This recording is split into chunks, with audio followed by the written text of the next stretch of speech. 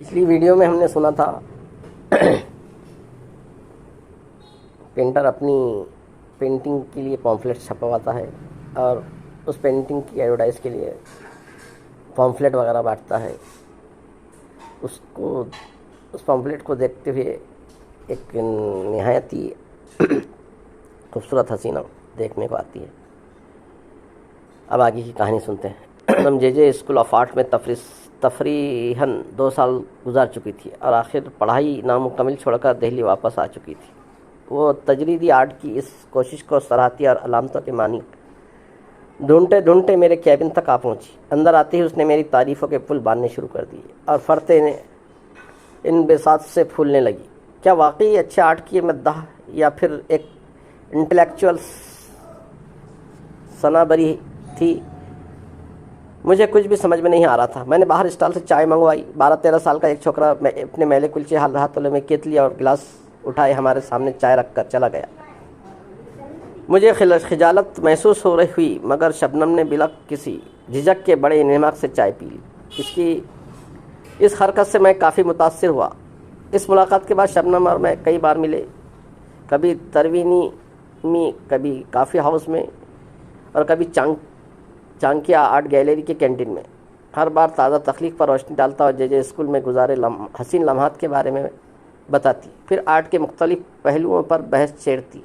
इब्तिदा में मुझे अपने और शबनम के दरमियान की खलीज का एहसास रहा, लेकिन शबनम के सरकश शख्सियत को देखकर आखिरकार मैंने हथियार डाल ली और हम दोनों मोहब्बत के अमीर समंदर में डुबकियाँ लगाने लगे। शबनम मेरे स्टूडियो में बहुत बार आई। मॉडल बनकर कई तस्वीरें में अपना तबस्सुम बिखेरती रही। पेंटिंग के लिए इतना खूबसूरत मॉडल मिलना बड़े ही नसीबों की बात है। इन दिनों मेरी तस्वीरों में हर तरफ गर्म रंगों की बहुतात नज़र आती थी। गमे रोज़गार और गमे दौरा दोनों में गाफिल रहता। हम दोनों अपने मुस्तकबिल के मीनारों के खाके बनाते रहे, यहाँ तक कि बच्चों के नाम भी तय कर लिए। मुझे पूरा यकीन था कि हमारा पहला बच्चा लड़का होगा। मैं इसका नाम आकाश रख लूँगी। शबनम इस पर मुसिर थी। नहीं, पहली लड़की होगी, नाम होगा शामली। मैंने भी सोच कर रखा था। जैसे तुम्हारे कहने से ही भगवान मान जाएंगे, पहले तो लड़का ही होगा। उसने मेरी बात काट ली। अरे बाबा, तुम्हारी भी बारी आएगी, घबराती क्यों हो? 9-10 बच्चों में कोई ना कोई लड़का तो होगा, मैंने शबनम को छेड़ते हुए कहा। फॉलो इसने झेपते हुए अपने साड़ी का पल्लू दांतों के बीच दाब लिया। फिर एक अरसे तक इसकी कोई खबर ना मिली। एक रोज़ सूरत से शबनम का ख़त मौसूल हुआ। ख़त बहुत देर से मिला। शादी की तारीख निकल चुकी थी। शबनम पंकज सेठ की बीवी बन चुकी थी। ख़त में वो अपनी मजबूरियां और लाचारियां बयान करती रही और मुझे तसल्लियां देती रही। मुझे पूरा यकीन है कि तुम्हारे अंदर एक बहुत बड़ा तख्लीक़कार छुपा हुआ है। वो एक दिन ज़रूर बाहर आएगा। मैं उस दिन का इंतज़ार करूँगी। 7 साल के बाद मेरी तस्वीरों की दूसरी नुमाइश का एहतमाम तरवीनी में हुआ। दरियासना मैंने कॉलेज से डिग्री हासिल की, मगर रोज़ी कमाने की कोई सबील ना हो पाई। कहीं से रोज़गार के ऑफ़र मिले, लेकिन इनमें मेरी तज़लील का सामान ज़्यादा और मेरी हुनरमंदी की कदर कम थी। जवाला एडवर्टाइज़र्स ने साइन बोर्ड पेंटिंग का काम सौंपना चाहा। होटल प्लाजा इंटरनेशनल में अंग्रेज़ी खुशनवीसी का जॉब मिला और फिर सहरा ऑटोमोबाइल्स के मालिक ने तो हद ही कर दी। इसको जब भी मेरी माली बदहाली की जानकारी हुई तो इसने मुझ पर तरस खाकर ट्रकों और गाड़ियों पर बुरी नज़र वाले तेरा मुँह काला, टाटा फिर मिलेंगे और जेब कतरों से होशियार जैसे इस्तिरात लिखने का काम देना चाहा।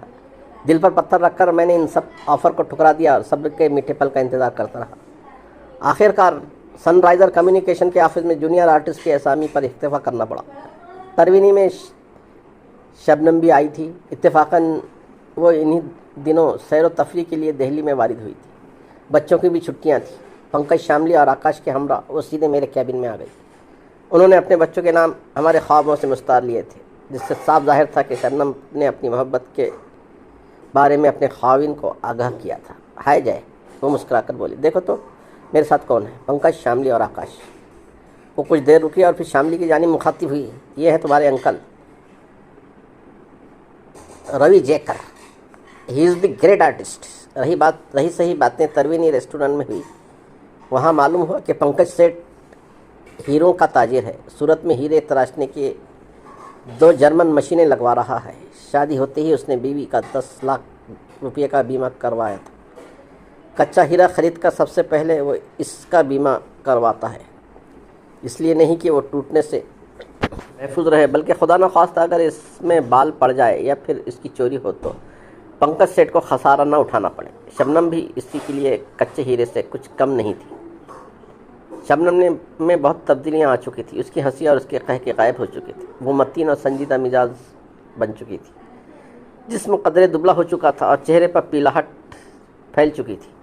चाय की प्याली हाथ में उठाने से पहले उसने अपने हैंडबैग में से ढेर सारी दवाइयाँ निकालकर 3-4 गोलियाँ मुँह में डाली। ये क्या?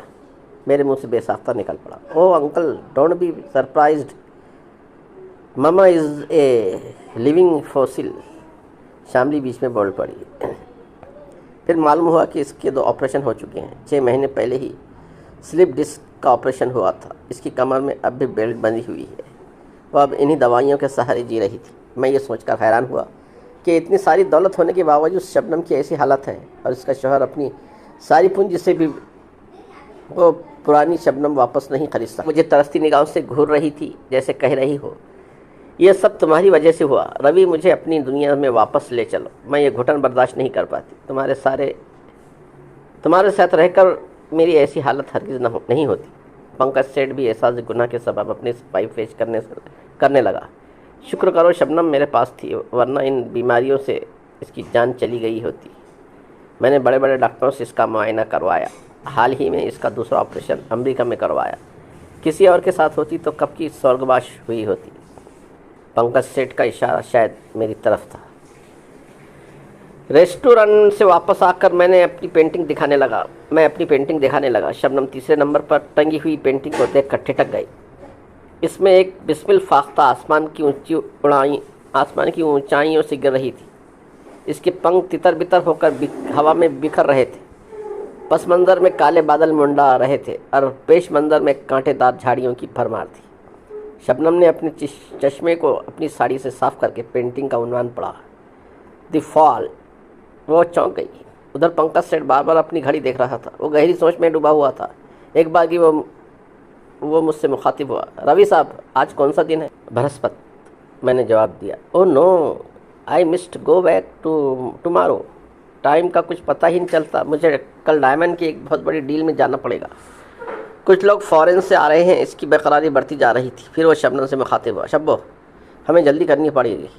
शबनम टस से मस न हुई। वह ऐसे फ़िक्रों से मानूस हो चुकी थी। इसकी निगाहें जिस पेंटिंग पर मरकूज़ थी, इसमें गरीब इफ्लाक्स ज़दा कुंबे के अफराद दर्शाए गए थे। एक औरत थी और इसके 4 बच्चे, जिनके बदन पर बस नाम के चंद चिथड़े थे। आसमान पर प्रोशन ब्लू और हल्के रंगों के इम्तिजाज से ऐसा समा बदा जैसे सूरज कुछ पल पहले ही डूब चुका था। और ये सच भी था। सूरज डूबने से चंद मिनट पहले ही इस औरत ने अपने शराबी और बाशपति की चिता जलाई थी, जो अभी तक सिलग रही थी। इसमें आग कम और धुआं ज़्यादा उठ रहा था। शदीद गम से इसके आंसू खुश्क हो चुके थे। कमसिन बच्चे चिता के सामने बैठकर आग से अपने बदन गरमा रहे थे और उठने का नाम भी नहीं ले रहे थे।